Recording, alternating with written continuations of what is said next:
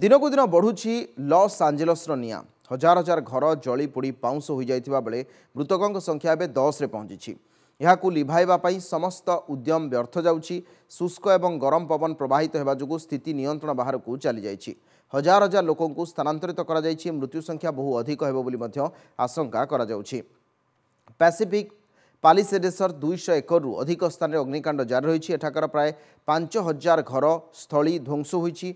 प्राय 27 वर्ग किलोमीटर इलाकार ध्वंसलीला जारी रही। कालाबासास, सांटा मोनिका और वेस्ट हिल्स रु प्राय 2 लाख लोक स्थानांतरित होइछन्ति। हॉलीवुड तारका मार्क हामिल, मांडी मोरे, प्यारिस हिल्टन को भी घर छाड़ा पड़ी। लॉस एंजेलस इतिहास रे यह सबुठारु बड़ दुर्विपाक बोली कहा जाउछि। नियालिभा कार्य प्राय 7500 कर्मचारी नियोजित होइछन्ति। कैलिफोर्निया रे 1400 कर्मचारी नियोजित होइछन्ति। घटना चिंता प्रकट करिसेंति राष्ट्रपति जो बाइडेन। समस्त प्रकार सहायता जोगाइबाकू से प्रतिश्रुति दैछन्ति। अग्निकांड रे क्षयक्षति परिमाण प्राय $150 बिलियन हेबो बोली आकलन करा जाउछि। सेबडे पवन बेग घंटा प्रति 112 किलोमीटर रहुथिबारु स्थिति अत्यंत जटिल होइछि।